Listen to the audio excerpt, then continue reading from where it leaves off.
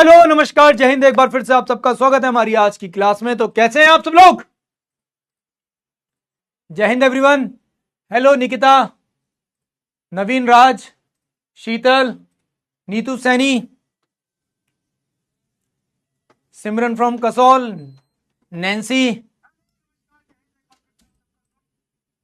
नीतिश्री, Shiksha, Radha Thakur, Khushi Yadav, Steve Roger, Kanishka,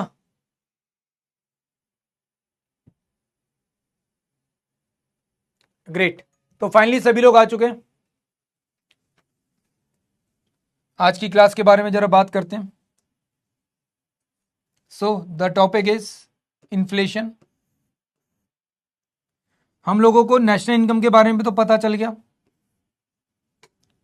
है ना। National income क्या होती है, कैसे कैलकुलेट होती है, ठीक है, जीडीपी, ये सब पता चल गया। आपके पास जब पैसा आ गया, आपने पैसा कमा लिया, तो उसके बाद आपको ये पता चलता है खर्चे कितने होंगे, पर उन खर्चों में क्या क्या समस्याएं हैं वो भी पता चलती हैं।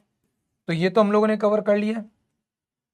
वेल, इन्फ्लेशन हमारा आज की क्लास का पॉइंट है। अच्छा राधा मैडम, तुम्हें कल की क्लास का आज याद आ रहा है कि सर ने कल पूछा था, आज बता दूं मैं कि सर हाँ नोएडा फिल किया है। चलो कोई बात नहीं, अच्छी बात है।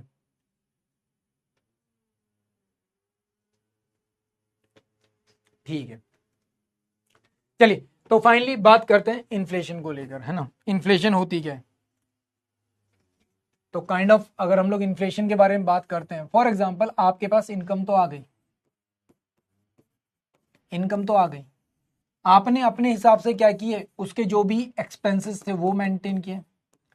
उन सारे एक्सपेंसेस को मेंटेन करने के बाद, निकालने के बाद आपको पता चला कि जिस हिसाब से आपने एक्सपेंसेस किए थे उस समय पर आपका जो खर्चा हो रहा था वो 1,000 रुपए का हो रहा था, पर पता चला दूध के रेट बढ़ गए।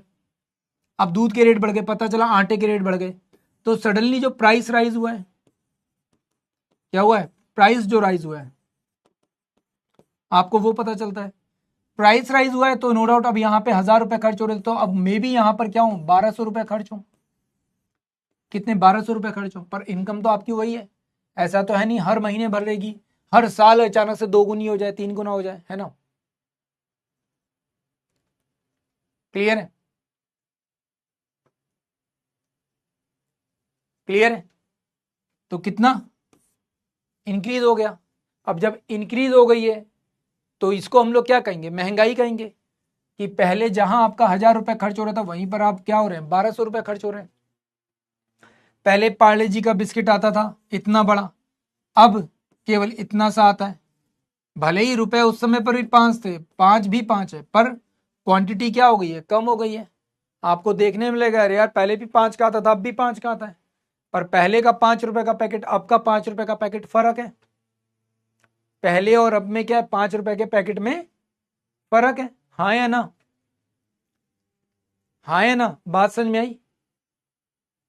क्लियर है? तो महंगाई कुछ कुछ ऐसी होती है, महंगाई कुछ कुछ ऐसी ही होती है। ठीक है, अब यहां पर देखो, अब पॉजिटिव इन्फ्लेशन आप कहने के लिए कह सकते हो, बट पॉजिटिव इन्फ्लेशन होती क्या है? पॉजिटिव इन्फ्लेशन वो होती है जो जैसे जैसे देश की ग्रोथ हो रही है, जैसे जैसे हमारी इकोनॉमिकल ग्रोथ हो रही है, हमारी इकोनॉमिकल ग्रोथ हो रही है, उस इकोनॉमिकल ग्रोथ के साथ हमारी पर कैपिटा इनकम भी बढ़ रही है। क्या, पर कैपिटा इनकम भी बढ़ रही है। इस पर कैपिटा इनकम के साथ साथ क्या हो रही है, इन्फ्लेशन हाई हो रही है। क्या हो रही है, हमारी इन्फ्लेशन भी उसी हिसाब से बढ़ रही है। अब पता चला सैलरी आपकी बढ़ी है कितनी, केवल 50,000 रुपए एक साल में, पर इन्फ्लेशन के हिसाब से बर्डन आपके ऊपर पड़ रहा है कितना, 1,00,000 रुपए का। कितना पड़ रहा है, 1,00,000 रुपए का। तो ये पॉजिटिव थोड़ी है, ये तो नेगेटिव हो जाएगा। क्या हो जाएगा, नेगेटिव हो जाएगा। तो पॉजिटिव तभी है जब इन दोनों के साथ क्या हो, इन्फ्लेशन भी उसी रेट में बढ़े। ना उससे ज्यादा हो जाए ना उससे कम हो जाए, ना उससे ज्यादा हो ना उससे कम हो। हाँ है ना, क्लियर है?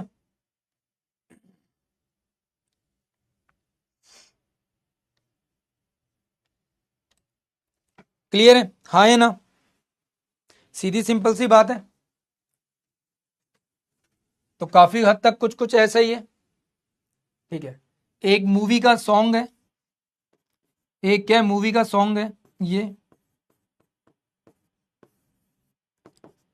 सखी सैया तो खूब ही कमाते हैं, महंगाई डायन खाए जाते हैं। मीन्स जो सैया, सैया मतलब कि हस्बैंड जो है, हस्बैंड तो खूब कमा रहा है, पर जिस हिसाब से महंगाई बढ़ रही है वो डायन जैसा क्या करती है, हमारी महंगाई का सारा पैसा निचोड़ के ले जाती है। ठीक है, हमारे पास कुछ बचता नहीं। ठीक है, तो वही चीज यहाँ पे बताने की कोशिश है। वेल अगर हम लोग इन्फ्लेशन के बारे में बात करें तो एट प्रेजेंट 2024 के हिसाब से अगर हम लोग बात करें तो इट वाज 4.95%। कितनी है? 4.95%। ठीक है, लास्ट ईयर से 0.7% क्या रही है, ये कम रही है। तो इसका मतलब क्या है, एक पॉजिटिव डायरेक्शन में साइन था। कैसा साइन था? पॉजिटिव डायरेक्शन की तरफ साइन था। और अगर हम लोग 2022 की बात करेंगे तो बिल्कुल आप लोगों को अंतर साफ साफ नजर आ जाएगा। बट आप कहोगे सर हम लोगों ने अभी इस बारे में ही क्यों बात की, 2025, तो 2025 का डेटा भी आना बाकी है। फिलहाल जो हम लोग इन्फ्लेशन मेंटेन कर रहे हैं वो 4.5 के आसपास मेंटेन कर रहे हैं। कितना कर रहे हैं अभी प्रेजेंट में? 4.5 के आसपास क्या कर रहे हैं, मेंटेन कर रहे हैं हम लोग। क्या कर रहे हैं? 4.5 के पास मेंटेन कर रहे हैं। और कैसे टाइम पीरियड में मेंटेन कर रहे हैं? अगर हम 2024 की भी बात करते हैं तो भी ये कौन सा टाइम पीरियड था? ये वो टाइम पीरियड है जब पूरे देश में विवाद फैला हुआ है, पूरे देश की छोड़ो पूरी दुनिया में विवाद फैला हुआ है। ठीक है, तो जियो पॉलिटिकल कंडीशन में अगर हम लोग इतना मेंटेन कर रहे हैं तो अपने आप में काबिले तारीफ है ना।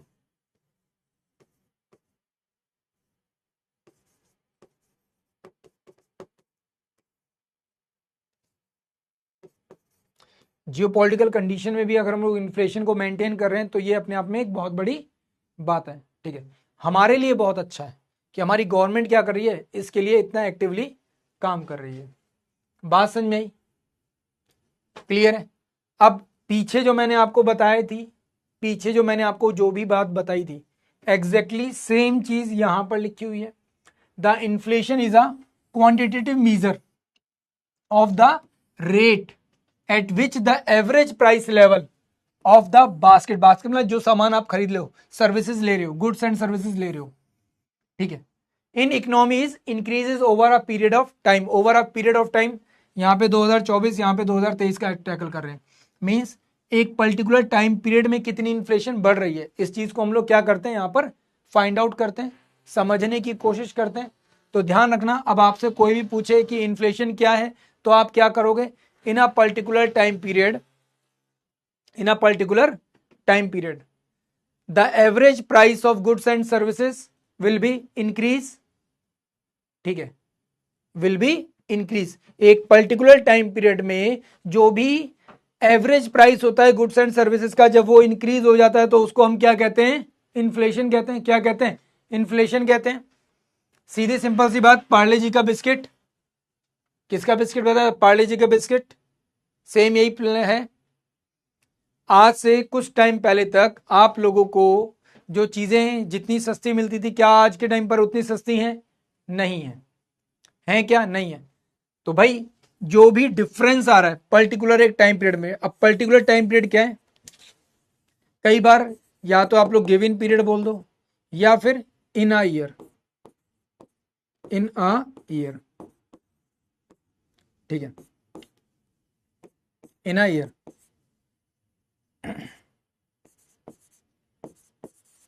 Change in price of goods and services. That's it, बस इससे ज्यादा कुछ जानने की जरूरत आपको नहीं पड़ेगी। ठीक है, इससे ज्यादा जानने की जरूरत नहीं पड़ेगी इसी चीज को, क्योंकि अब प्राइस चेंज हो रहा है। तो यहां पर सीधी सी बात है, पहले आपको जो ब्रेड मिलती थी, पहले जो आपको ब्रेड मिलती थी वो, और अब जो आपको ब्रेड मिलती है वो, उसमें कुछ तो अंतर होगा, कुछ तो अंतर होगा। आप कहोगे सर कुछ तो अंतर मतलब कैसा अंतर हो सकता है? कुछ तो अंतर होगा, मगर वो कैसा अंतर होगा? इन केस अगर मैं बोलूं तो पहले जो ब्रेड मिलती थी वो आज से 1 साल 2 साल पहले जो ब्रेड का प्राइस होता था वो होता था 30 रुपए। कितना? 30 रुपीज होता था।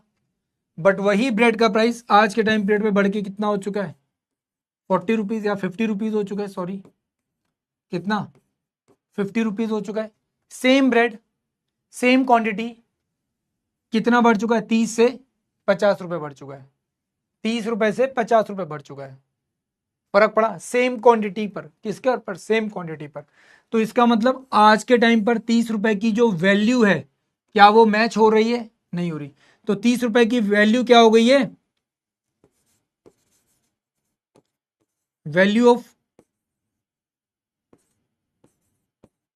रुपी क्या हुआ है? डिक्रीज हुआ है। वैल्यू ऑफ रुपी क्या हुआ है? डिक्रीज हुआ है। अगर वैल्यू ऑफ रुपी डिक्रीज हो रहा है मतलब पैसा या मनी, यहां पर मैं सीधे सीधे लिख देता हूं मनी, वैल्यू ऑफ मनी क्या हुआ है? यहां पर डिक्रीज हुआ है। भाई क्या जो चीज आपको पहले 30 रुपए में मिल रही थी, क्या आज के टाइम पीरियड में वो 30 रुपए की मिल रही है? ठीक है, ये 2024 का प्राइस है और ये प्रेजेंट में जो प्राइस है,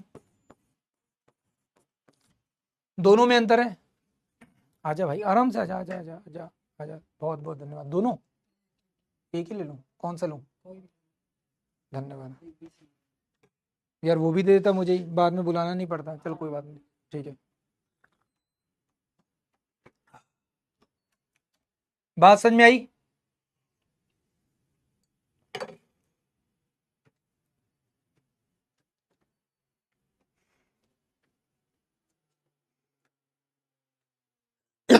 यहां पे बात समझ में आई? तो वैल्यू ऑफ मनी क्या हो चुकी है? डिवैल्यूएट हो चुकी है, कम हो चुकी है। क्या हो चुकी है? कम हो चुकी है। क्लियर है यहाँ पे? हाँ या ना? ठीक है, और इसी चीज को हम लोग यहां पर क्या बोलते हैं? डिवैल्यूएशन ऑफ मनी बोलते हैं। डिवैल्यूएशन ऑफ मनी बोलते हैं। इसी डिवैल्यूएशन ऑफ मनी को हम लोग क्या बोल रहे हैं? इन्फ्लेशन बोल रहे हैं। इसी डिवैल्यूएशन को हम लोग क्या बोल रहे हैं? इन्फ्लेशन बोल रहे हैं। क्या बोल रहे हैं? इन्फ्लेशन बोल रहे हैं। तो यहां पर आपको बात समझ में आई? ठीक है, तो सीधी भाषा में अगर लिखेंगे तो in a period of time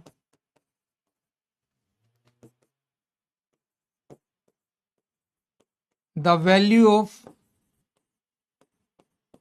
money, the value of money means value of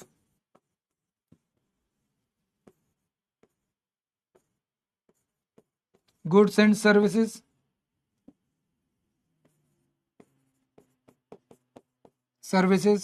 क्या हुआ है? डिक्रीज हुआ है। क्या हुआ है? डिक्रीज हुआ है। ठीक है, क्या हुआ है? डिक्रीज हुआ है in a period of time या ड्यूरिंग अ पीरियड। ठीक है, तो एक ही बात है, डिक्रीज हुआ है। इसी डिक्रीज को हम लोग क्या बोल रहे हैं? इन्फ्लेशन बोल रहे हैं। और इसी वैल्यू को हम लोग क्या बोल रहे हैं? बेसिक प्राइस लेवल बोल रहे हैं। कि बेसिक प्राइस लेवल अगर हाई हो जाए, क्या हो जाए? क्या हो जाए? यही चीज अगर लिखेंगे तो rise of basic price level. हाँ या ना? बात समझ में आई? हाँ या ना? मेरे पास बहुत सारे बच्चों के प्यारे प्यारे से मैसेज आए हैं। अब वो तुम में से ही है, कोई और नहीं है, बाहर का नहीं है कोई, जिनमें से सबका कहना ये था कि सर, क्योंकि अब तो मैंने कल ही तुमको बोला है, परसों भी तुम लोगों से बोला कि केवल एक ही क्वेश्चन आएगा उस एक क्वेश्चन के लिए कितनी मेहनत करनी है। तो सबका सबसे पहला क्वेश्चन यही था, सर एक क्वेश्चन के लिए इतनी मेहनत क्यों करें, क्या इस सब्जेक्ट को छोड़ दें। तो छोड़ने के लिए छोड़ सकते हो, बट आगे चलकर जब तुम एसएसबी में जाते हो, बाकी जगह पर जाते हो, तो अंडरस्टैंडिंग तो चाहिए। अंडरस्टैंडिंग कैसे डेवलप होगी, जब तुमको चीज़ें पता होंगी, बेसिक लेवल पर आपको समझ डेवलप होगी, इंफॉर्मेशन होगी, नॉलेज होगी, तभी तो कर पाओगे।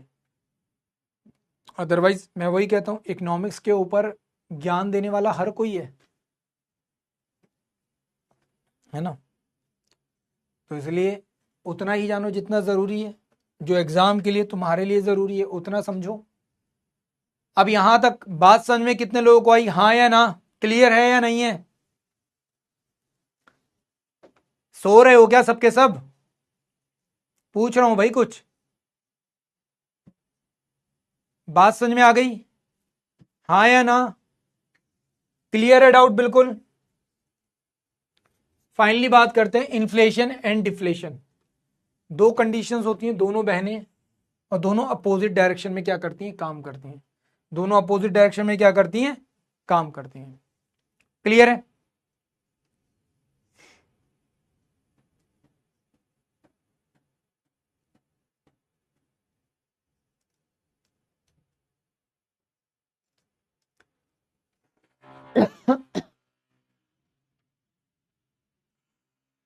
तुम्हारा वो पूछा हुआ डाउट क्लियर हो गया ना। अब चलें आगे।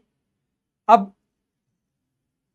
यहां पर आपको ये चीज तो पता चल रही है, बट यहां पे जब हम लोग बात कर रहे हैं 30 रुपीज एंड 50 रुपीज, तो जब आप यहां पर देख रहे हो कि यार इसकी वैल्यू कम हो रही है, तो क्या अब 30 रुपए में आप चीजें खरीद पाओगे, नहीं। आपको क्या करना पड़ेगा, एक्स्ट्रा खर्च करना पड़ रहा है। क्या करना पड़ रहा है, एक्स्ट्रा खर्च करना पड़ रहा है। अगर एक्स्ट्रा खर्च करना पड़ रहा है तो इसका मतलब आपकी जेब से पैसा जा रहा है। आपकी जेब से पैसा क्या हो रहा है, जा रहा है। नहीं हुआ तो पूछो क्या है, पूछो फिर से भाई।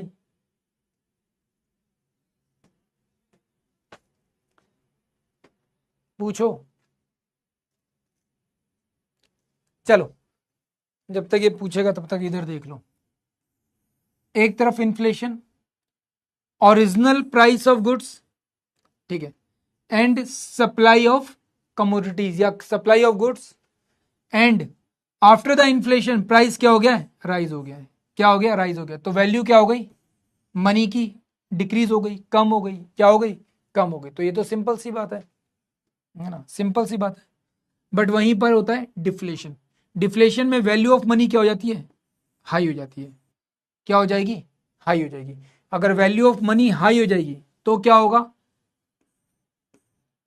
जो प्राइस है चीजों का वो काफी हद तक या तो वैसे ही रहेगा, कोई खास अंतर नहीं पड़ेगा, या फिर कम हो जाएगा।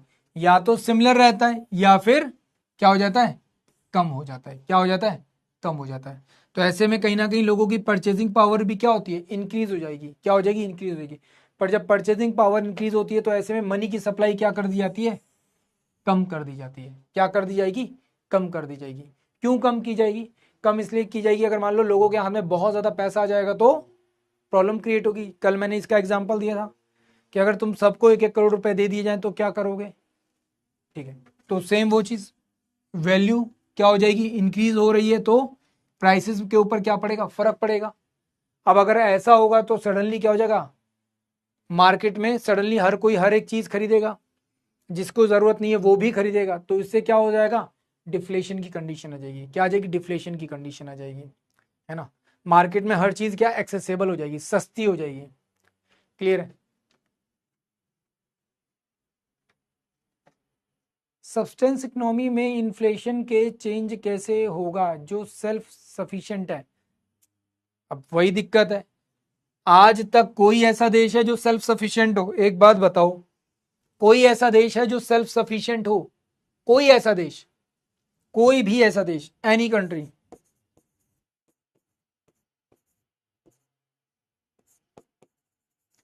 कोई भी ऐसा कंट्री है जो सेल्फ सफिशिएंट हो कंप्लीटली, कोई भी ऐसा नहीं है, कोई भी नहीं है। सेल्फ सफिशिएंट जैसी कोई कंडीशन नहीं आ सकती। बट हाँ, जो क्लोज इकोनॉमी हो सकती है ना, वो काफी हद तक क्या कर सकते हैं, अपने आप में चीजों को मेंटेन कर सकते हैं। क्या कर सकते हैं, अपने आप में चीज़ों को मेंटेन कर सकते हैं। क्यों? क्योंकि ना तो बाहर वाले से कोई लेना देना है, ठीक है, और ना ही कोई मतलब है। तो आपने क्या कर लिया, अपनी इकोनॉमी को एक सिंगल कंडीशन में लाकर रख दिया है। क्लोज्ड इकोनॉमी में ही ऐसी कंडीशन आ सकती है, ठीक है, बाकी किसी कंट्री में ऐसी कंडीशन आ ही नहीं सकती। आज के टाइम पीरियड पे कोविड आया था, कोविड आया था, हर एक कंट्री के ऊपर नेगेटिव इंपैक्ट पड़ा था। कोविड के बाद जाने के बाद हर कंट्री के ऊपर पॉजिटिव इंपैक्ट पड़ा, पड़ा नहीं पड़ा? यूरोप की जितनी भी कंट्रीज हैं सबकी सब सेल्फ सफिशिएंट हैं, अमेरिका सेल्फ सफिशिएंट है, बट असर तो उसके ऊपर भी पड़ रहा है। महंगाई तो वहां पर भी पड़ रही है ना, महंगाई तो वहां पे भी पड़ रही है। तो इसका मतलब आप ये कह ही नहीं सकते, इसका मतलब आप ये बात कह ही नहीं सकते कि सेल्फ सफिशिएंट जैसी कोई कंडीशन अगर आ जाए तो क्या होगा, मतलब ही नहीं बनता। समझ में आई बात? तो यहां पे इन्फ्लेशन एंड डिफ्लेशन को याद रखना। The general increase of price and decrease in the purchasing power of money. Purchasing power of money क्या हो जाएगा, डिक्रीज हो जाएगा। पीछे हमने जो कंडीशन देखी वो इन्फ्लेशन वाली थी। फिर आता है deflation, the general decrease in price, prices क्या हो रहे हैं, कम हो रहे हैं, ठीक है, decrease in the supply of money, और साथ ही साथ जो मनी की सप्लाई है वो भी क्या हो रही है, डिक्रीज हो रही है, ठीक है। अब मनी की सप्लाई देखो, अब यहां पर एक चीज आपको ये भी और भी पता होनी चाहिए। फॉर एग्जाम्पल मान लो मेरे पास 1,000 रुपए, ठीक है, बाकी यहां पर किसी के पास भी 1,000 रुपए नहीं है, तो उस 1,000 रुपए की वैल्यू ज्यादा दिखाई देगी। मनी की सप्लाई क्या है, कम है। आप 4 दोस्त हो, है ना, आप 4 दोस्त हो, 4 दोस्त से ट्रिप पे जा रहे हो, क्या जा रहे हो, ट्रिप पे जा रहे हो, ट्रिप पे जा रहे हो 4 दोस्त, और चारों के पास 1,000 रुपए, तो मनी की सप्लाई ज्यादा है। बट 4 दोस्त ट्रिप पे जा रहे हो केवल और केवल 1,000 रुपए, तो मनी की सप्लाई कैसी है, कम हो जाती है। और कम सप्लाई में इन 1,000 रुपए की वैल्यू क्या पता चलेगी आपको, थोड़ा ज्यादा पता चलती है। मनी की जो वैल्यू है वो क्या पता चलती है, ज्यादा पता चलती है। बिल्कुल वैसा ही यहां पर भी है, वैसा ही यहां पर भी है। ऐसे में क्या होता है, जो प्राइसेस डिक्रीज हो रहे हैं उससे क्या होता है, सप्लाई ऑफ मनी के ऊपर भी इम्पैक्ट पड़ता है। क्यों, गवर्नमेंट ये देखेगी अगर चीज़ों के प्राइसेस कम हो रहे हैं, अगर चीज़ों के प्राइसेस कम हो रहे हैं तो 100% क्या होगा, लोग ज़्यादा खरीदेंगे। अगर लोग ज़्यादा खरीदेंगे तो क्या होगा, मार्केट में क्योस क्रिएट हो जाएगा। उस क्योस को क्रिएट करने से बचने के लिए क्या करते हैं, जो मनी की सप्लाई है उसको हम लोग क्या कर देंगे, कंट्रोल कर देंगे। क्या कर देंगे, कंट्रोल कर देंगे। तो डिफ्लेशन की कंडीशन भी हमारे लिए कोई बहुत ज़्यादा अच्छी नहीं होती, ठीक है। अब इन्फ्लेशन होता क्यों है, सबसे पहले इंटरनल कॉजेज, फिर देखते हैं एक्सटर्नल कॉजेज। अब ये सारे के सारे वही रीजंस हैं जो आज के टाइम पीरियड में मार्केट में आपके सामने है। सबसे पहला क्या है, the large surge in property prices. अगर सडनली प्रॉपर्टी के प्राइसेस हाई हो रहे हैं इसका मतलब इन्फ्लेशन है। आपके आसपास आप देख लो, सडनली प्रॉपर्टी के प्राइस बहुत ज़्यादा हाई हो गए। जब प्रॉपर्टी के प्राइसेस बहुत ज़्यादा हाई हो गए तो आपको क्या पता चला कि यार महंगाई आ गई। गांव में भी अचानक से ज़मीनें क्या हो गई हैं, बहुत ज़्यादा हाई प्राइसेस की हो गई हैं, ठीक है।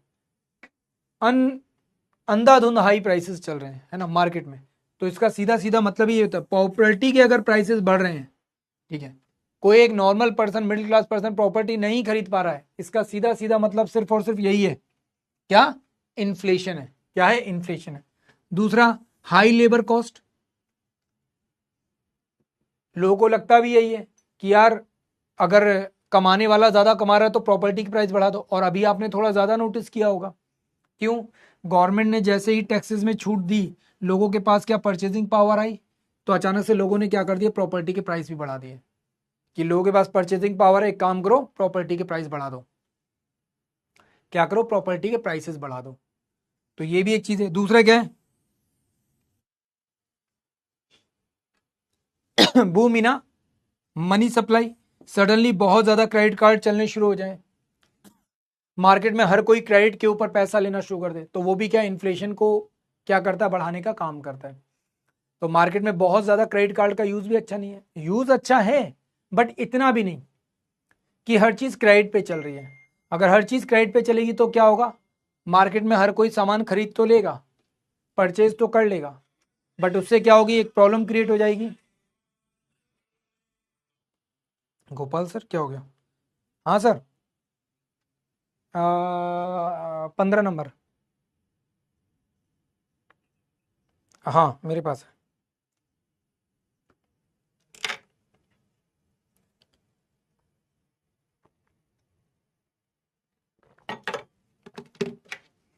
बात समझ में आई? क्लियर है? बात समझ में आई? तो इनकेस अगर बहुत ज्यादा क्रेडिट कार्ड या क्रेडिट के ऊपर मनी आता है ना, तो वो भी क्या है, इकोनॉमी के लिए गलत है। ठीक है, दूसरी चीज, राइज इन बिजनेस टैक्सेस। अगर टैक्सेस बढ़ रहे हैं, क्या हुआ? वो हेलमेट और ग्लव्स ऊपर ही रखे हैं, उसके पीछे निकाल लेना उसे ध्यान से। ठीक है, अगर जो बिजनेस प्राइसेस हैं वो भी क्या हो जाते हैं, बहुत ज्यादा बढ़ जाते हैं, है ना, बहुत ज्यादा बढ़ जाता है बिजनेस टैक्सेस। जैसे आज के टाइम पर वैट हम लोग बोल रहे हैं, तो आज के टाइम पर तो जीएसटी है। क्या है हमारा? जीएसटी है। ठीक है, फिर बात करते हैं एक्सटर्नल। एक्सटर्नल सबसे पहली चीज तो ऑयल प्राइसेस। मैंने बार बार तुम लोगों से बोलता हूं, जब से हम लोग इकोनॉमी पढ़ रहे हैं या उससे पहले भी मैंने कई बार बोला होगा कि एट प्रेजेंट अगर हमारी गवर्नमेंट इतने अच्छे से देश को मेंटेन कर रही है, महंगाई का असर आपके ऊपर नहीं पड़ रहा है, तो लिटरली आप ये मान के चलो कि सरकार बिल्कुल सही है, गवर्नमेंट बिल्कुल सही डायरेक्शन में, देश बिल्कुल सही हाथों में। क्यों मैं ऐसा कहता हूं, रीजन समझो आप लोग। हमारी फॉरेन पॉलिसी कितनी स्ट्रांग है, आपको इस चीज से अंदाजा लग जाना चाहिए। हमारी गवर्नमेंट कितनी स्ट्रांग है, हमारी इकोनॉमी कितनी बेटर है, आपको इस चीज का अंदाजा यहीं से लग जाना चाहिए। क्यों लग जाना चाहिए? क्यों लग जाना चाहिए भाई? सीधी सी बात है, वर्ल्ड के जितने भी देश हैं सब के सब ऑयल प्राइसेस, गैस प्राइसेस से परेशान है। बट क्या इंडिया में परेशानी है? नहीं है। इंडिया में कितने टाइम पीरियड से आप लोग 96 97 रुपीज का पेट्रोल खरीद रहे हो, 87 88 रुपीज के आसपास डीजल खरीद रहे हो। मैं दिल्ली के आसपास का रेट बता रहा हूँ, मैं ये नहीं बोलूंगा महाराष्ट्र में इतना चल रहा है। महाराष्ट्र में नो डाउट ज़्यादा है, 106 104 रुपये पेट्रोल है। ठीक है, यहाँ पे थोड़ा कम है, तो हर स्टेट का अपना अपना है। वहाँ पे टैक्सेस थोड़े ज़्यादा हैं, स्टेट गवर्नमेंट थोड़े ज़्यादा टैक्स लेती है, यहाँ पे थोड़े कम लेती है। बट ये चीज़ समझने वाली है कि पूरी दुनिया में ऑयल गैसेस के प्राइसेस के ऊपर बहुत ज़्यादा इम्पैक्ट पड़ रहा है, बट हमारे ऊपर इम्पैक्ट नहीं पड़ रहा। इसका मतलब गवर्नमेंट काफ़ी हद तक स्टेबल है, अच्छी है। हमारी फॉरेन पॉलिसीज क्या है, बहुत ज़्यादा स्ट्रांग है। Inflation in global community market, अब no doubt global community market के ऊपर एक बहुत अच्छा खासा इम्पैक्ट पड़ रहा है, और आफ्टर ट्रम्प तो बहुत ज़्यादा पड़ रहा है। ट्रम्प ने कई सारे देशों के साथ क्या किया है, टैरिफ लगा रखे हैं, पर इंडिया उन टैरिफ से आज भी बचा हुआ है। इसका मतलब हमारी फॉरेन पॉलिसी, हमारी गवर्नमेंट सही डायरेक्शन में चल रही है। हमारी जो फॉरेन पॉलिसी है वो सही डायरेक्शन में चल रही है, हमारी जो गवर्नमेंट है वो भी सही डायरेक्शन में चल रही है। इसका सीधा सिंपल सा मतलब यही है, हाँ या ना? इसका सीधा सिंपल सा मतलब यही है, हाँ या ना? क्लियर है? Same exchange rate. ठीक है, अगर एक्सचेंज रेट कम होते हैं तो उससे भी क्या हो रहा है, प्रॉब्लम क्रिएट हो सकती है। But no doubt exchange rate का जो भी इंपैक्ट पड़ रहा है उससे हमारी करेंसी के ऊपर थोड़ा बहुत फर्क पड़ता है, क्योंकि आज के टाइम पीरियड पे अगर हम लोग देखें 88 रुपीज़ के आसपास क्या है, इंडिया का रुपी चल रहा है। बट बाकी चीज़ें तो कंट्रोल में है, उसका इम्पैक्ट ज़रूर पड़ रहा है। बाहर से चीज़ें खरीदने में हमको महंगी पड़ रही हैं, बट बाकी चीज़ें कंट्रोल कर रखी हैं हम लोगों ने, इसलिए हमें उतना कोई खास फर्क पड़ नहीं रहा। Higher inflation in other country, अब दूसरी कंट्री में अगर हाइयर इन्फ्लेशन आ गई तो उसका असर भी हमारे ऊपर पड़ता है। ठीक है, अब चाइना में प्रॉब्लम क्रिएट हुई टैरिफ की वजह से, तो चाइना ने इंडिया के साथ बोला यार रिश्ते सुधार लो अपने और अपने, हम दोनों के रिश्ते सुधर जाएंगे तो हमें भी फायदा है, तुम्हें भी फायदा है, win win situation. The dragon and elephant dancing together, ये चाइना की ये वर्ड है। एलिफेंट मतलब हाथी और ड्रैगन मतलब China. The dragon and elephant dancing together. ठीक है, चाइनीज लोग यही बोलते हैं, यही तो बोलते हैं। तो क्यों? ताकि उनके देश में ये स्थिति ना आए। अगर उनके देश में स्थिति बिगड़ती है तो दूसरे देशों के ऊपर भी उसका क्या पड़ेगा, नेगेटिव इंपैक्ट पड़ सकता है। क्योंकि आज के टाइम पीरियड पे चाइना क्या है, दुनिया की फैक्ट्री है। इवन अमेरिका, अगर अमेरिका के ऊपर इन्फ्लेशन आती है तो नो डाउट उससे डॉलर के प्राइसेस के ऊपर फर्क पड़ जाएगा, और डॉलर के प्राइसेस के ऊपर फर्क पड़ेगा तो अपने ऊपर नेगेटिव इंपैक्ट पड़ेगा। सेम चीज यहां पर भी है, डॉलर के प्राइस के ऊपर फर्क पड़ेगा तो हमारी करेंसी के ऊपर भी फर्क पड़ेगा। तो यूएसडी वाला जो आप पॉइंट बोलो वो यहां पे आ जाता है। सर बट अब तो ट्रंप इंडिया, चाइना और रशिया में कुछ एक्शन लेने वाला है। भाई ट्रंप का एक्शन ट्रंप ही जाने, भगवान जाने वो क्या है। मतलब लिटरली जो इमेज ट्रंप की इंडिया में थी, जिस तरीके से इंडियंस उसे एक्सेप्ट कर रहे थे, पसंद कर रहे थे, आज के टाइम पीरियड पे लिटरली हर कोई बोल रहा है कि ट्रंप बिल्कुल उल्टी डायरेक्शन में खड़े हैं और निहायती बेवकूफ़ी वाले काम कर रहे हैं। आज के टाइम पीरियड पे ट्रंप को सिर्फ और सिर्फ अगर किसी चीज़ से मतलब है तो वो मतलब है उसकी अपनी खुद की इमेज से। ट्रंप को उसके अलावा किसी और चीज़ से मतलब ही नहीं है। उनको अगर किसी चीज़ से फ़र्क पड़ रहा है तो उनको सिर्फ और सिर्फ केवल अपनी इमेज से फ़र्क पड़ रहा है। इसलिए कहीं पर भी कुछ भी होता है तो वो बोलता है मैं सीज़ फायर कर दिया, कहीं पर भी कुछ भी हुआ तो मैंने इससे इतने घंटे बात की, मैंने ये किया, मैंने वो किया, और लगातार ये बेवकूफ़ियाँ कर रहे हैं। ट्रंप के पीछे जो लोग हैं दे आर रियली गुड, अच्छा काम भी कर सकते हैं, बट अनफॉर्चुनेटली ट्रंप जिस तरीके से सोच रहे हैं ना, वो लिटरली वो वाले होता है ना, क्या बोलते हैं वो, उस बनिया की, मतलब आई एम रियली सॉरी कि ये बुरा मत मानना, ट्रंप उस बनिया की तरह से सोच रहा है कि इस पूरी की पूरी मार्केट में अगर दुकान चलनी चाहिए तो सिर्फ मेरी चलनी चाहिए, बाकी सारी दुकानों में आग लग जाए। उस वाले बनिया की तरह से सोच रहा है ट्रंप। तो ट्रंप की बेवकूफ़ी है ये, ठीक है, ट्रंप की बेवकूफ़ी है। उनको लग रहा है अगर धंधा होता है तो सिर्फ और सिर्फ वो अमेरिका करेगा, बाकी पूरी दुनिया में धंधा होना ही नहीं चाहिए। बट ऐसा हो नहीं सकता, है ना, ऐसा हो नहीं सकता।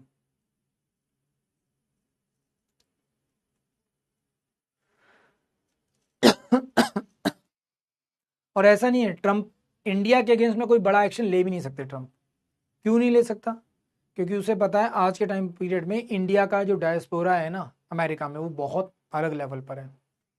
अगर उसका थोड़ा सा भी नेगेटिव इम्पैक्ट पड़ता है तो लिटरली ट्रंप की अपनी जो इकोनॉमी है ना उसके ऊपर नेगेटिव इम्पैक्ट पड़ेगा। ट्रंप को लगता है हर कोई अपने पर्सनल उसके साथ जुड़ जाता है, मतलब पर्सनल जो बेनिफिट्स होते हैं लोग उसके साथ जुड़ते हैं, बट हमेशा ऐसा नहीं होता, हमेशा ऐसा नहीं होता, और हमेशा एक जैसी कंडीशन भी नहीं रहेगी।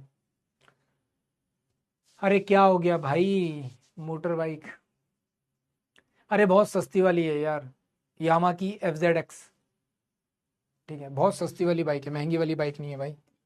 अपन इतने अमीर आदमी नहीं है, अपन सस्ती गाड़ियां चलाते हैं भाई, कोई महंगी गाड़ी नहीं।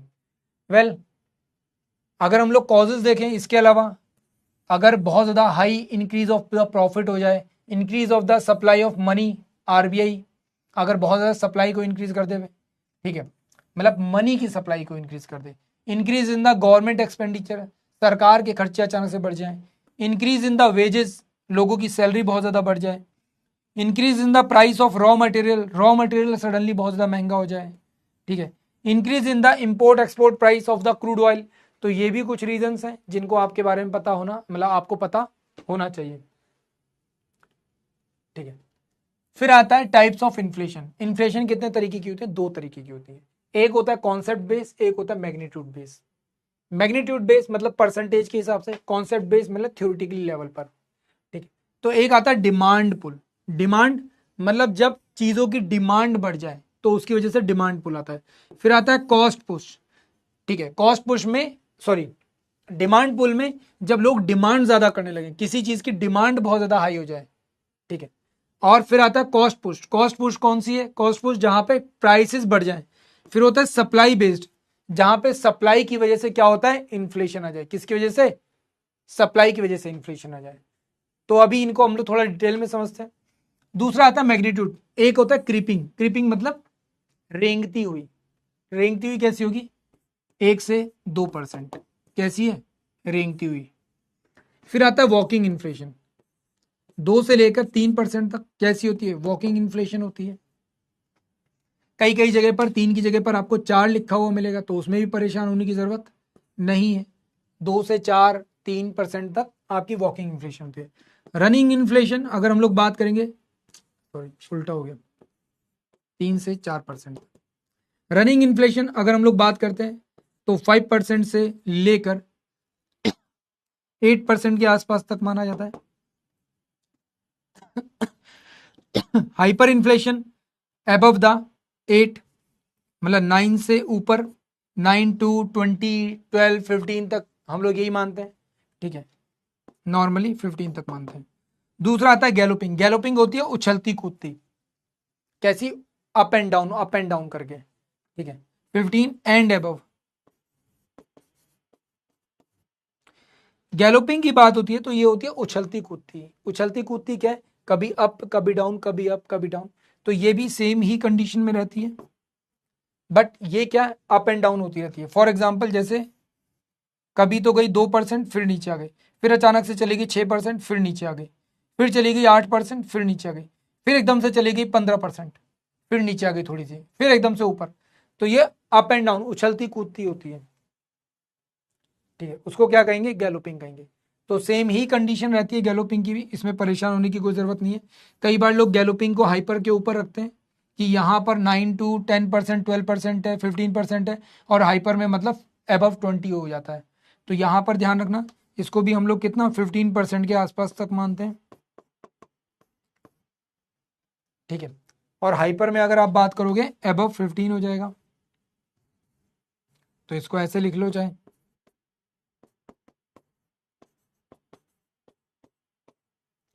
और यहाँ पे 9 to 15% आप लिख सकते हो। बट हाइपर कई बार नीचे भी हमको देखने को मिल जाती है कि सडनली अचानक से राइज करते, तो वहां से आप देख सकते हो कई बार अप एंड डाउन होता भी नहीं, डायरेक्टली एकदम जंप कर जाती है। इसलिए हाइपर में कई बार हम लोग फिगर इस तरीके से रखते हैं। तो ये तो हो गया, आपको मैग्नीट्यूड लेवल पर आपको पता चल गई। हमारे लिए अच्छी कौन सी होती है, कोई भी जो कंट्री होती है, जो डेवलपिंग कंट्री है, डेवलप्ड है, ठीक है,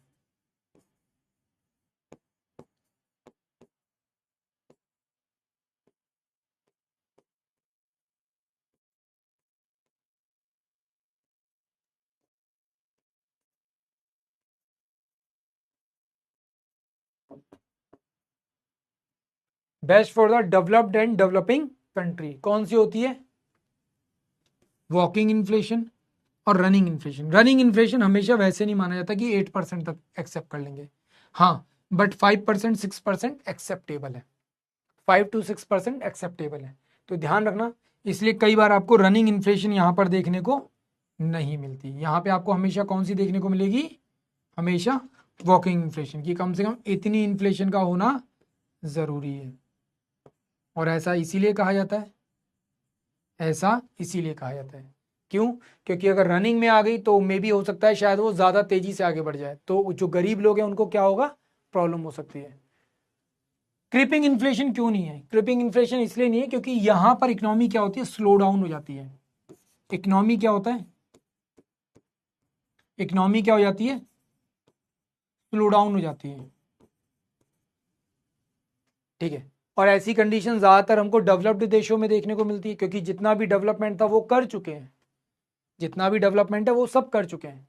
तो अब क्या है, उनकी इकोनॉमी स्लो डाउन हो गई है, जैसे कि यूरोप, जैसे कि अमेरिका, क्या चल रहा है, 1%, 2%, 3% की जीडीपी ग्रोथ, इससे ज़्यादा की नहीं है, क्योंकि कुछ नया कर नहीं रहे। फैक्ट्री लगाएंगे तो देश के बाहर लगाएंगे, ठीक है, कोई नया इनिशिएटिव आया भी तो आया अपने देश में, पेटेंट अपने देश में हो गया, पर फैक्ट्री उसकी बाहर करेंगे। जब हर चीज़ आप बाहर कर रहे हो, दूसरे देशों में कर रहे हो, तो आपके देश में होगा नहीं तो क्या होगा, यही होगा। आज के टाइम पीरियड पे जितनी भी फैक्ट्रीज लग रही हैं, जितनी भी चीज़ें बनती हैं, मैन्युफैक्चरिंग होती है, वो सब कहाँ पे हो रहा है, आपका चाइना में हो रहा है। आज के टाइम पीरियड में आप लोगों ने सुना होगा, ट्रंप ने आईफोन, जेम्स कुक जो है ना, Tim Cook, sorry James Cook बोल रहा हूँ, टिम कुक जो है, उनको बोला था कि ये जो आईफोन की मैन्युफैक्चरिंग तुम चाइना में कर रहे हो और इंडिया में कर रहे हो, ये आईफोन की मैन्युफैक्चरिंग तुम अमेरिका में क्यों नहीं करते, अमेरिका में करो इसकी मैन्युफैक्चरिंग। बताओ कर सकते हैं क्या। अब अगर इनकेस वो कर दें, अगर इनकेस वो कर दें अमेरिका में, तो उसमें कोई बुराई नहीं है, अमेरिका की इकोनॉमी को एक अच्छा खासा बूस्ट मिल जाएगा, एक बहुत अच्छा खासा बूस्ट मिलेगा वहां की इकोनॉमी को। बट प्रॉब्लम क्या है, प्रॉब्लम है हाई वेजेस और इतने हाई वेजेस एप्पल अफोर्ड नहीं कर सकता। अगर अफोर्ड करेगा तो जो प्राइसिंग है आईफोन की वो बहुत ज़्यादा हो जाएगी, वो बहुत ज़्यादा हो जाएगी, इसलिए नहीं कर सकता अफोर्ड। समझ में आई बात? Well, demand pull inflation and cost push inflation, ठीक है। क्या है? According to demand pull inflation, ये कंडीशन कौन सी होती है? Increase in the demand of goods and services. Goods and services की डिमांड क्या हो जाए? बहुत ज्यादा हो जाए। अगर इनकी डिमांड बहुत ज्यादा हो गई तो क्या होगा? प्राइसेस बढ़ जाएंगे। फॉर एग्जाम्पल, अचानक से आपको पता चले आज के टाइम पीरियड पर, for example lava company phone बनाती है। लावा कंपनी साल में केवल और केवल 100 फोन बेचती है। अचानक से लावा कंपनी के पास ऑर्डर आए और पता चले उनके फोन की जो डिमांड है वो 10,000 हो गई है। अब 10,000 अचानक से अगर फोन बिकने लगेंगे साल में, तो क्या होगा? प्राइस बढ़ जाएगा, हाँ या ना? प्राइस बढ़ेगा नहीं बढ़ेगा? बढ़ेगा ना। तुम्हें पता चले कि तुम्हारे पास जो सामान है उसकी वैल्यू केवल 1 लाख रुपए है, पर सडनली तुमको पता चले तुम्हारे पास जो सामान रखा है उसकी वैल्यू 1 करोड़ है, या सॉरी, तुम्हारे पास जो सामान है उसकी डिमांड बहुत ज्यादा है मार्केट में, तो तुम उसे क्या करोगे? महंगा करके बेचोगे। ऐसे ही होता है। जैसे सडनली अचानक से मार्केट में खबर फैल गई थी एक बार कि मार्केट में अचानक से जो नमक है वो मिलना बंद हो जाएगा, तो लोग अचानक से नमक खरीदना शुरू कर देते हैं। 400 रुपए में लोग नमक खरीदने लगते हैं।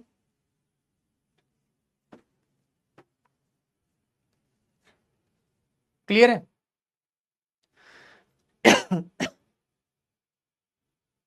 क्लियर? तो बात समझ में आ गई। कॉस्ट पुश इन्फ्लेशन क्या है? तो सीधी सी बात है, जहां पे कॉस्ट के ऊपर इंपैक्ट पड़ जाए। अब कॉस्ट के ऊपर इंपैक्ट पड़ रहा है, तो कॉस्ट के ऊपर इंपैक्ट कब पड़ेगा? कल हम लोगों ने फैक्टर कॉस्ट पढ़ा था। कल हम लोगों ने फैक्टर कॉस्ट पढ़ा था। फैक्टर कॉस्ट पढ़ा था कल हम लोगों ने। मींस किसी भी चीज के प्रोडक्शन की अगर कॉस्ट बढ़ रही है तो क्या होगा? कॉस्ट बढ़ जाएगी। यही सिंपल सी बात है जो ट्रम्प को समझनी है कि अगर आईफोन अमेरिका में बनने लगेगा तो उसकी प्रोडक्शन कॉस्ट बढ़ जाएगी। प्रोडक्शन कॉस्ट बढ़ जाएगी तो मैक्सिमम लोग खरीदना बंद कर देंगे।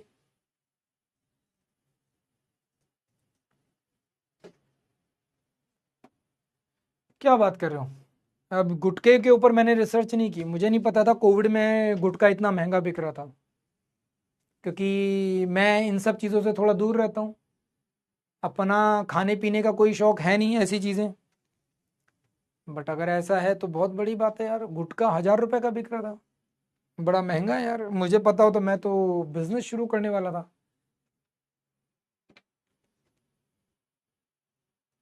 पहले पता हो तो मैं तो कसम से बिजनेस शुरू कर देता यार, 1,000 रुपए का। अच्छा है यार। एक मतलब 50 रुपए का खरीद कर, क्या बोलते हैं उसे, कितने का आता है? क्या आता है? रजनीगंधा आता है ना, रजनीगंधा, वही है ना, रजनीगंधा।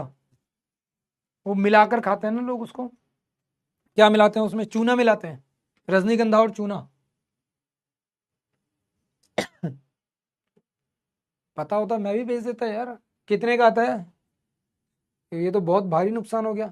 10 रुपए का भी मान के जाए, 10 रुपए का आता होगा, 5 रुपए का या 1 रुपए का आता होगा पाउच, है ना। तो वो लिया 1,000 रुपया, भाई ये तो बहुत सही है यार, तगड़ा प्रॉफिट है यार ये तो। वेल, यहां पे कंज्यूमर की डिमांड के ऊपर फर्क पड़ रहा है, जबकि यहां पर प्रोडक्शन की कॉस्ट के ऊपर फर्क पड़ रहा है। मींस क्या बोला था मैंने? Production cost, same production cost, ठीक है। यहां पे डिमांड साइड के ऊपर फर्क पड़ रहा है, हायर स्पेंडिंग हो रही है, यहां पे सप्लाई साइड के ऊपर असर पड़ेगा, ठीक है। यहाँ पे हायर इनकम, गवर्नमेंट स्पेंडिंग और एक्सपोर्ट की वजह से ऐसा होगा, ठीक है, की जो ड्राइव्स हैं। यहाँ पे higher wages, raw material cost and supply disruptions देखने को मिलेगा, ठीक है। यहाँ पे typical expansion of the growth दिखेगी, जबकि यहाँ पर हमको ऐसा देखने को नहीं मिलेगा, स्टैग इन्फ्लेशन देखने को मिलेगा। अभी स्टैग इन्फ्लेशन क्या होता है वो भी हम लोग समझेंगे, ठीक है। ऐसे में इसको कंट्रोल करने के लिए इंटरेस्ट रेट बढ़ा दिए जा सकते हैं, ठीक है। डिमांड को थोड़ा कूल डाउन किया जा सकता है, लोगों के हाथ से पैसा कम हो जाएगा तो अपने आप ही डिमांड कम हो जाएगी। जबकि यहां पे बिल्कुल उल्टा है।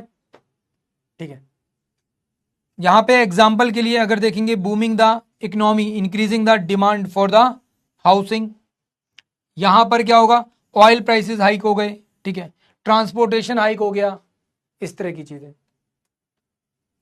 फिर आता है सप्लाई मॉनिटरिंग। सप्लाई की वजह से मींस अगर किसी वजह से सप्लाई के ऊपर इंपैक्ट पड़ रहा है, किसके ऊपर इंपैक्ट पड़ रहा है, सप्लाई के ऊपर इंपैक्ट पड़ रहा है। अब सप्लाई क्या है, गुड्स एंड सर्विसेज की सप्लाई, ठीक है, वैल्यू या मनी की सप्लाई के ऊपर फर्क पड़ रहा है, तो उसकी सप्लाई से भी क्या हो सकता है, यहां पर प्राइसेस के ऊपर इंपैक्ट पड़ सकता है। किसके ऊपर इंपैक्ट पड़ सकता है, प्राइसेस के ऊपर इंपैक्ट पड़ सकता है। तो सप्लाई ऑफ मनी इकोनॉमी में किस तरीके का है, इसका असर पड़ेगा। भाई डॉलर की वैल्यू, डॉलर कितना आ रहा है आपके देश में, इसका फर्क पड़ेगा। अगर आपके देश में हाईएस्ट इन्वेस्टमेंट है तो उसका इंपैक्ट पड़ता है। तो सप्लाई, इसका मतलब क्या है, डॉलर की आपकी इकोनॉमी में बहुत ज्यादा है।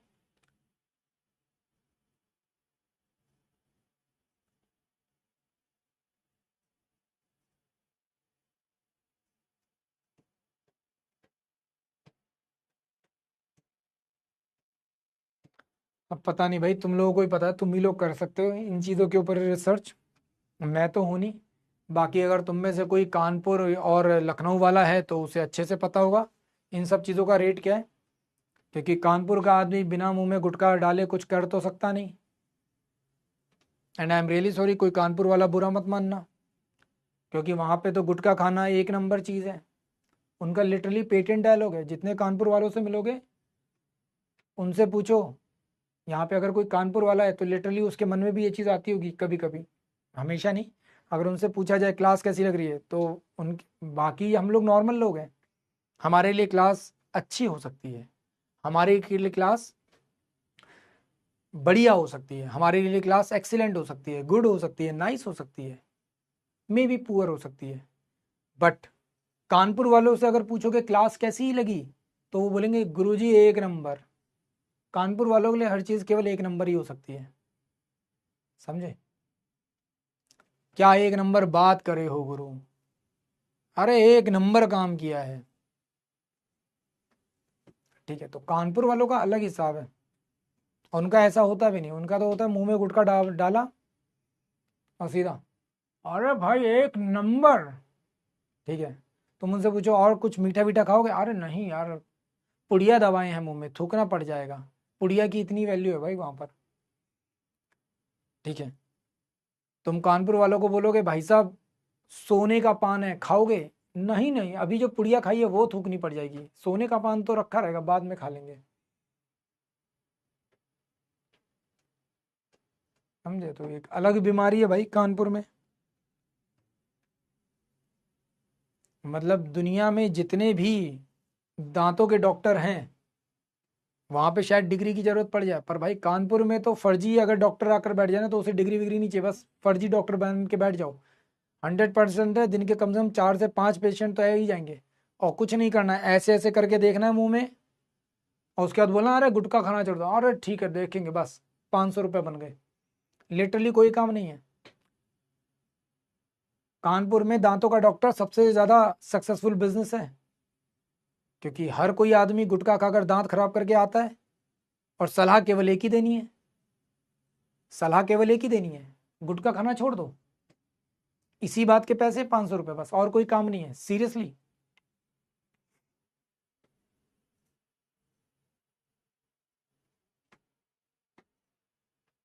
काव्य बात तो सही है, मगर क्या करें, सुधरते नहीं है लोग।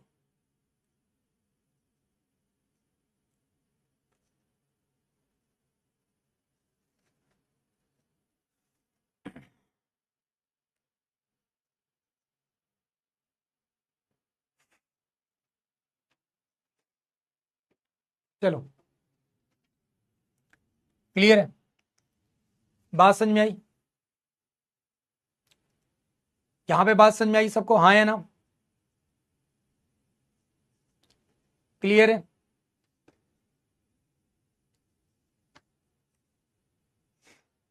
क्लियर है, तो भाई पैसे की जो वैल्यू है ना वो डिपेंड करेगी, उसकी वजह से क्या होगा, चीजों के प्राइसेस के ऊपर इंपैक्ट पड़ेगा।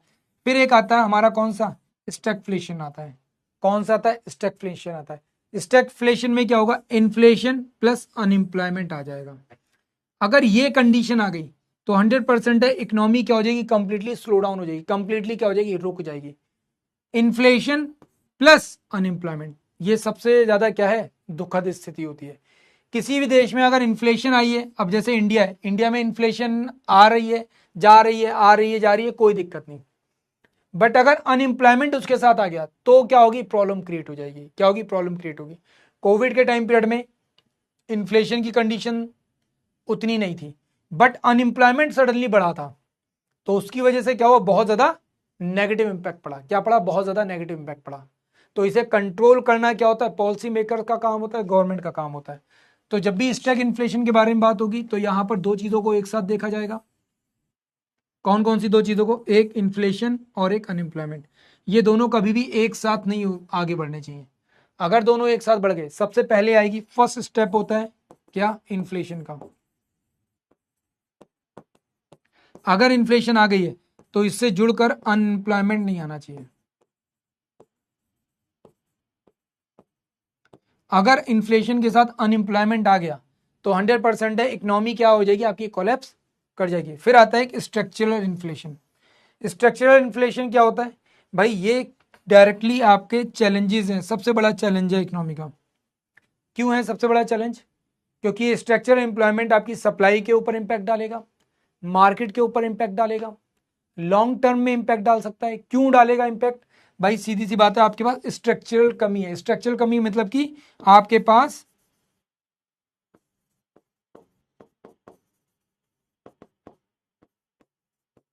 इंफ्रास्ट्रक्चर नहीं है। क्या नहीं है आपके पास, इंफ्रास्ट्रक्चर नहीं है। अगर आपके पास इंफ्रास्ट्रक्चर होता तो कभी भी स्ट्रक्चरल अनएम्प्लॉयमेंट नहीं आती। और इंडिया में सबसे बड़ी प्रॉब्लम इसी की वजह से, आज के टाइम पीरियड में इंडिया में इन्फ्लेशन के आने के चांसेस धीरे धीरे कम हो रहे हैं। क्यों, क्योंकि हमारे पास एक अच्छा इंफ्रास्ट्रक्चर तैयार हो रहा है।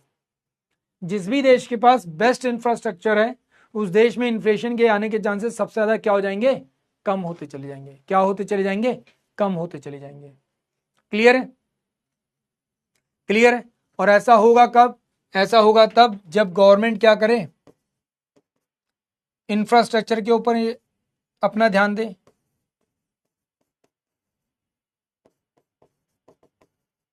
किसके ऊपर ध्यान दे, इंफ्रास्ट्रक्चर के ऊपर अपना ध्यान दे। इसके बाद हमारे different types of inflation, creeping inflation, walking, इसको आप लोग छोड़ दो, इसकी उतनी जरूरत है नहीं। मेन आता है हमारा मीजरमेंट ऑफ इन्फ्लेशन। हम लोग इसको मीजर कैसे करते हैं, हाउ टू मीजर, दो चीजों से कर सकते हैं, एक होल प्राइस इंडेक्स, दूसरा consumer price index.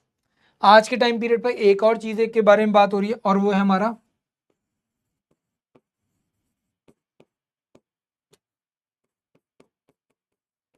Production price index.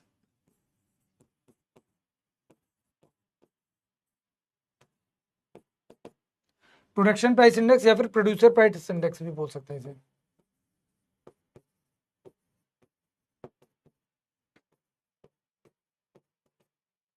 ठीक है, एक नया कॉन्सेप्ट है जो कि अभी आ रहा है मार्केट में, बट अभी फिलहाल आया नहीं है।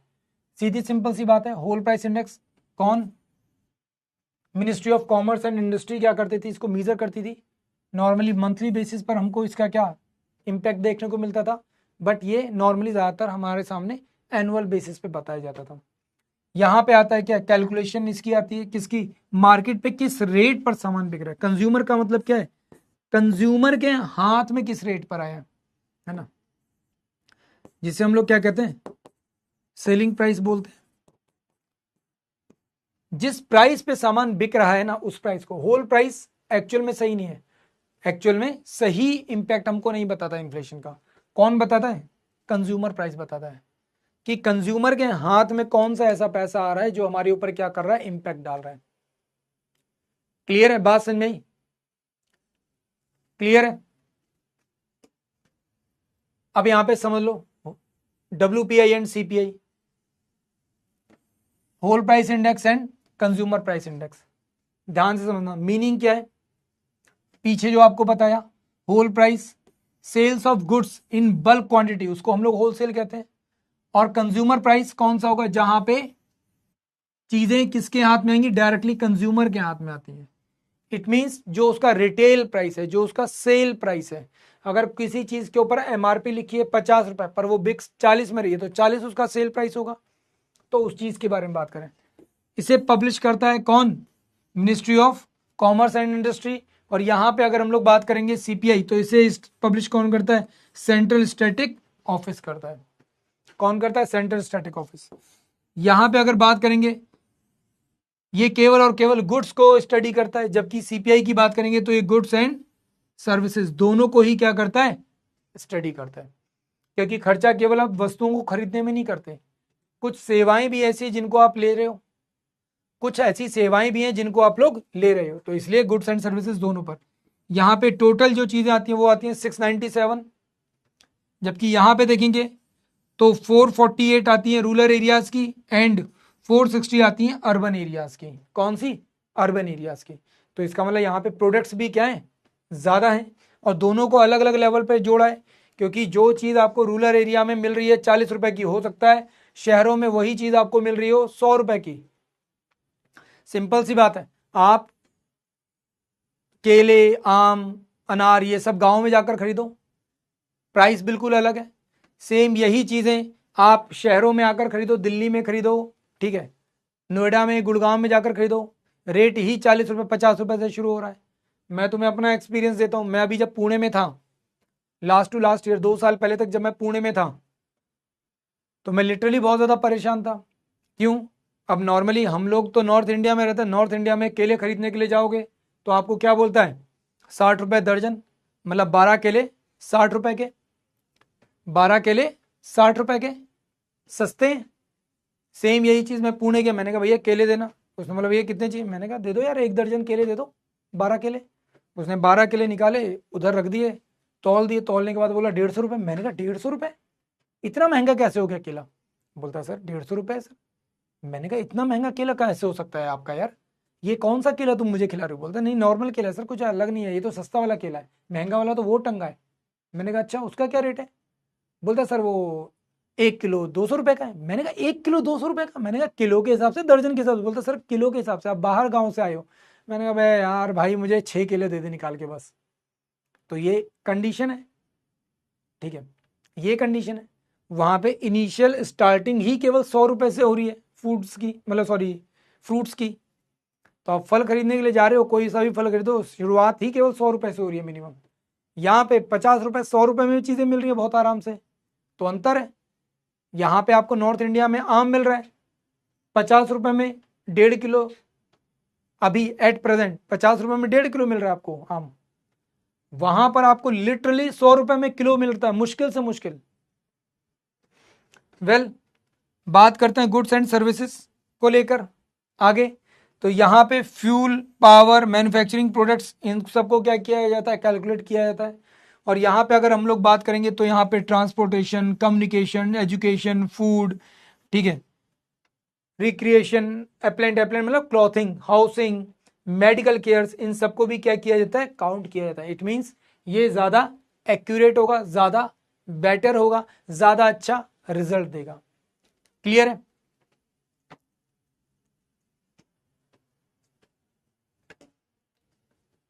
क्लियर।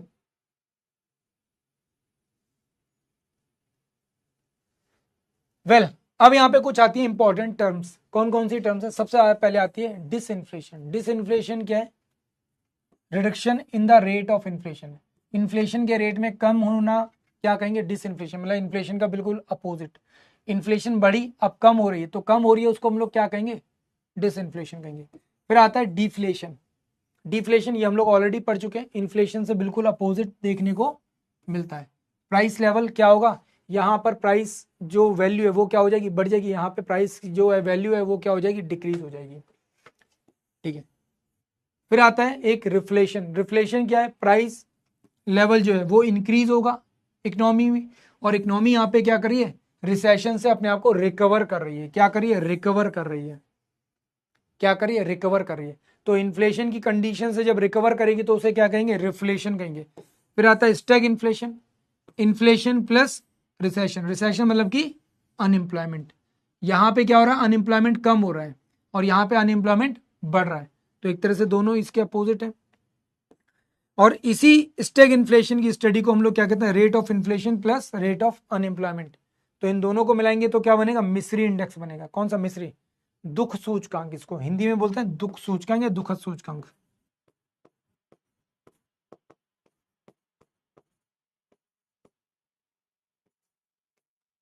क्या बोलेंगे, दुख सूचकांक। फिर आता है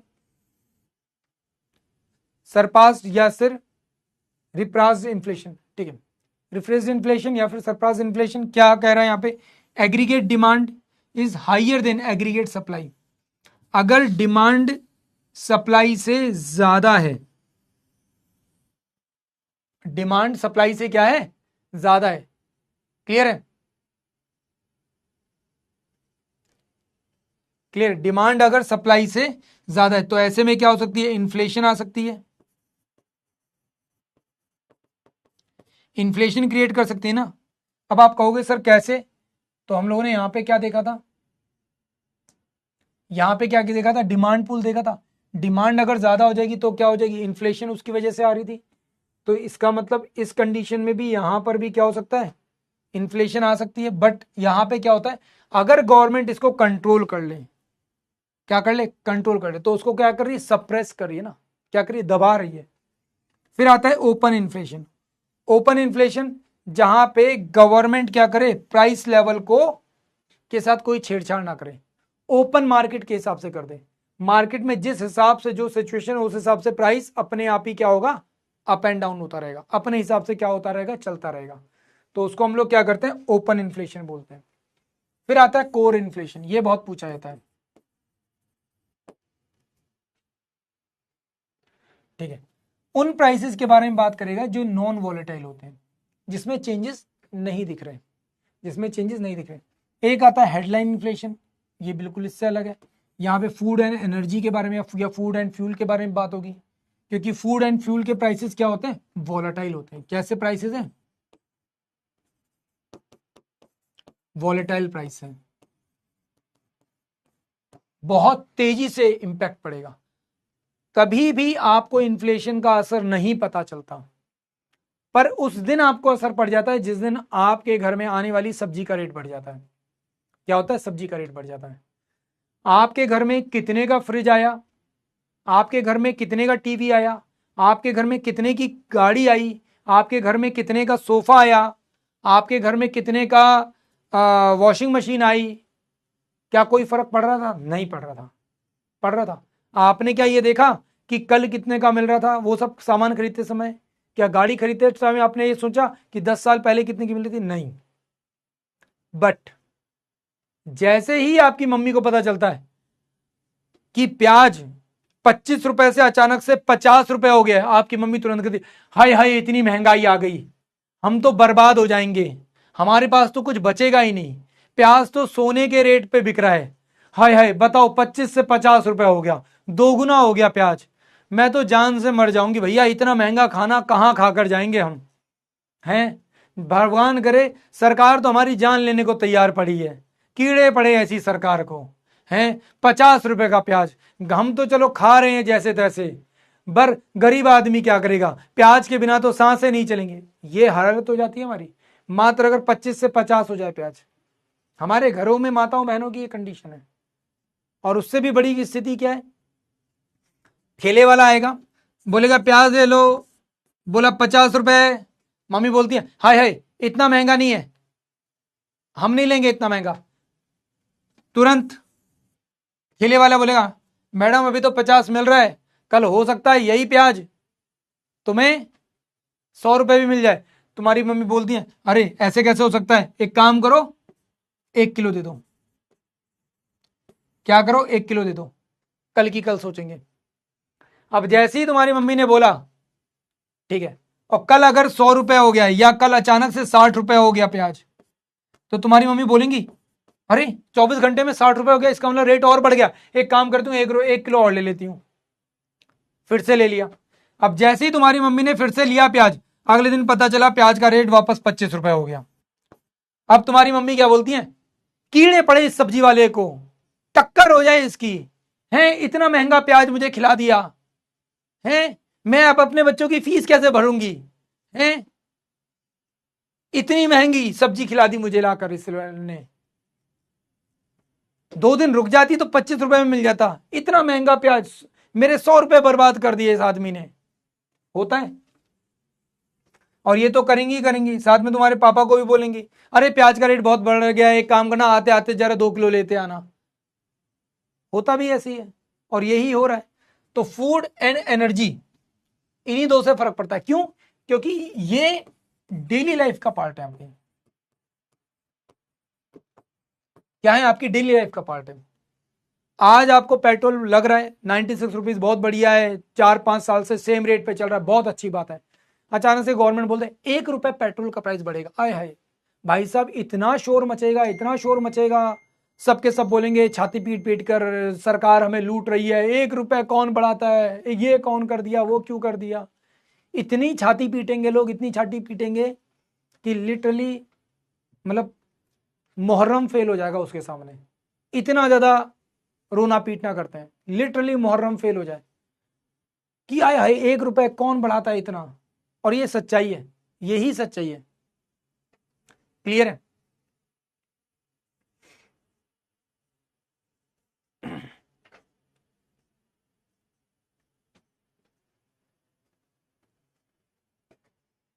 एंड फिर आता है आपका स्ट्रक्चरल इन्फ्लेशन। ये खैर मैं आपको बता चुका हूं स्ट्रक्चरल इन्फ्लेशन क्या होता है, ड्यू टू स्ट्रक्चरल प्रॉब्लम। इसी को हम लोग बॉटल नेक भी बोलते हैं। क्या बोलते हैं? बॉटल नेक भी बोलते हैं। क्या बोलते हैं? बॉटल नेक। बॉटल नेक मतलब कि ये एक सबसे बड़ी बाधा है जो किसी भी देश की ग्रोथ, डेवलपमेंट का रुकावट है सबसे बड़ी। क्लियर है?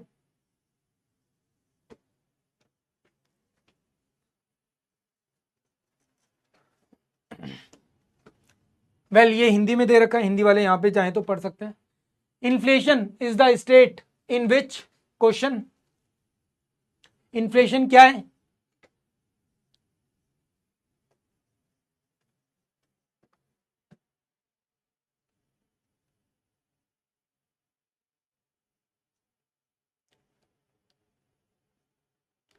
अरे थम्स डाउन थम्स अप की बात नहीं है, बात यह है कि वो जब भी तुम लोग यहाँ पे इमोजीज डालते हो तो जो कमेंट सेक्शन होता है वो थोड़ी देर के लिए रुक जाता है, तो फिर बाद में जाना पड़ता है और उसको कमेंट सेक्शन को आगे बढ़ाना पड़ता है।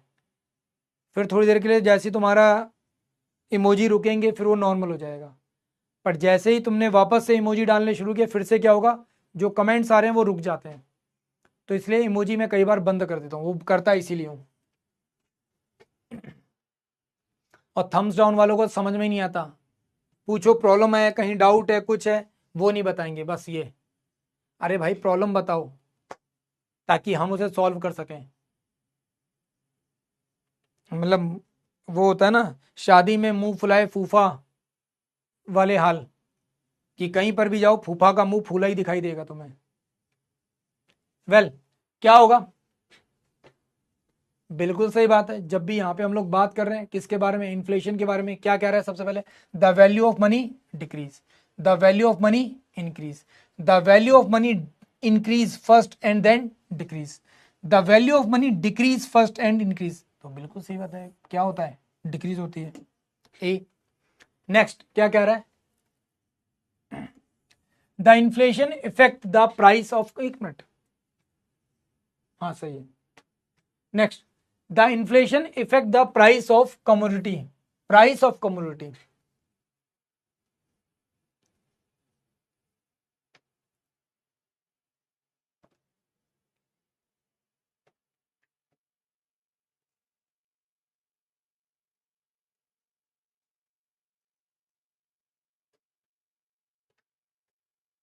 हाँ भाई, price of commodity decrease, price of commodity increase, no effect या first price decrease later increase. तो how inflation effect the price of commodity? The price of commodity increase. क्या होती है? कीमत बढ़ जाती है। ब्रेड का एग्जांपल दिया था, क्या बताया था? 30, और फिर क्या बताया था? 50 बताया था। दोनों पीछे वाला आगे वाला क्वेश्चन दोनों सिमिलर हैं, बस पूछने का तरीका बदला है।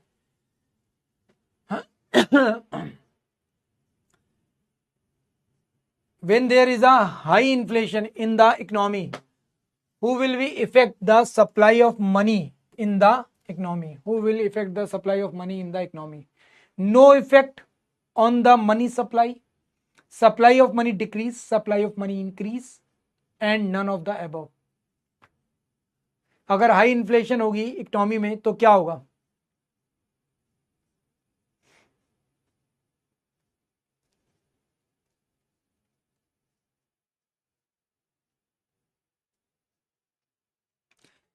तीनों क्वेश्चन एक जैसे हैं।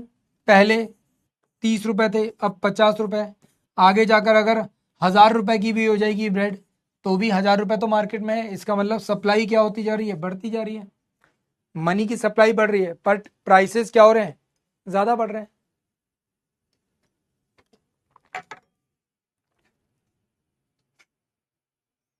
हेडलाइन इन्फ्लेशन में हमेशा कैलकुलेट होगा फूड एंड फ्यूल को। हेडलाइन इन्फ्लेशन में सिर्फ कैलकुलेट करते हैं फूड और फ्यूल को। क्लियर है? तो सप्लाई ऑफ मनी इंक्रीज। फिर क्या आता है? Which of the following class will not be a negative affected by the higher inflation? अगर हाइयर इन्फ्लेशन आती है तो कौन सी क्लास है जिसके ऊपर कोई इंपैक्ट नहीं पड़ेगा? Negative impact, not affected. Not affected, जिसके ऊपर इफेक्ट नहीं पड़ेगा।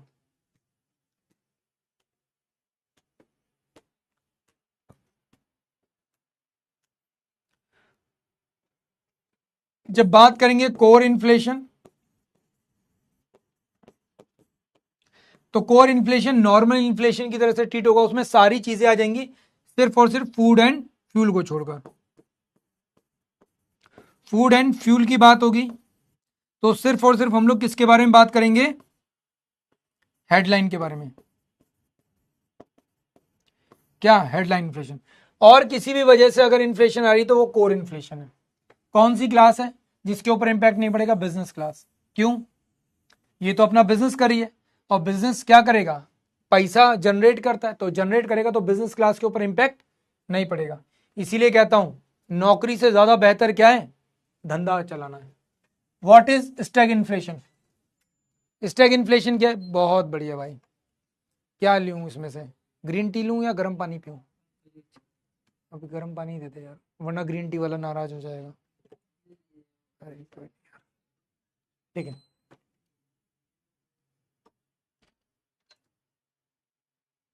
ठीक है। The situation in which the economy experience the recession, the situation in which the economy have a inflation and recession all together, the economy where unemployment is high, both B and C.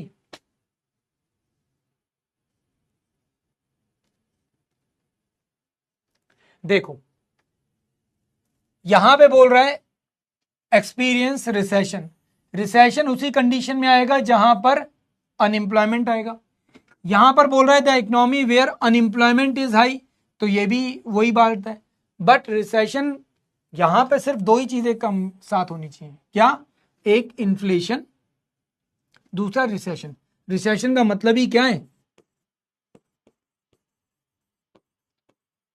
Unemployment का होना है। तो right answer यहां पे सिर्फ और सिर्फ क्या होगा? बी माना जाएगा। क्या माना जाएगा? बी माना जाएगा। Which of the following concept is just a opposite of deflation? Deflation का अपोजिट कौन सा? ये तो अभी बताया ही था, इमेज के साथ दिखाया था। वो मुझे पता था तुम सबके सब डी लगाओगे। क्यों? सरकारी ऑप्शन है ये। बोथ ए एंड बी सुनने में अच्छा लग रहा है। एक काम करते हैं, ये लगाते हैं ऑल आर टुगेदर। ये अच्छा लग रहा है सुनने में, यही लगा देते हैं। ठीक है, तो वो सरकारी ऑप्शन है, उसके ऊपर ज्यादा ध्यान मत दो, वो नुकसान पहुंचाता है। एग्जैक्टली, बिल्कुल सही। Inflation is the opposite of deflation. ये क्या आ गया? तो it's all about the today's class. I hope you guys enjoy the class.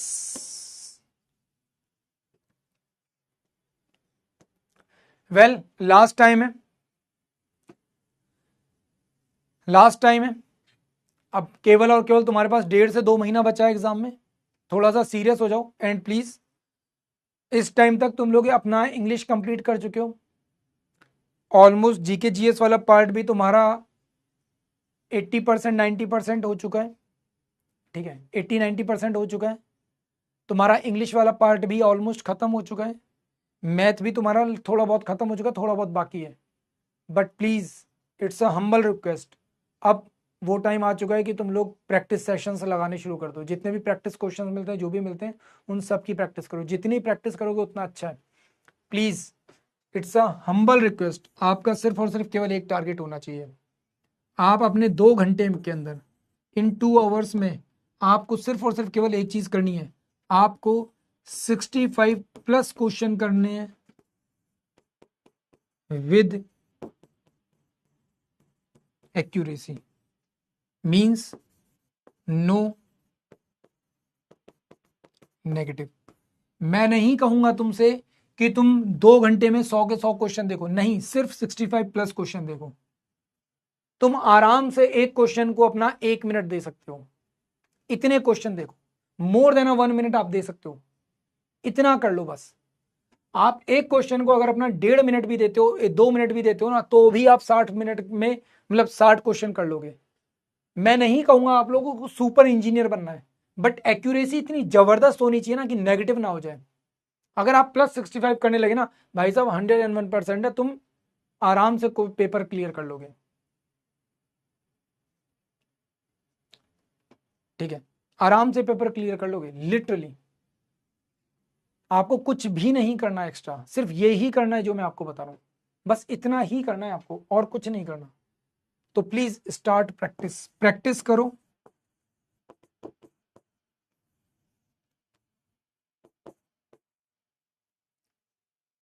ठीक है, और डेली बेसिस पर कम से कम एक प्रैक्टिस सेशन जरूर करो, डेली एक।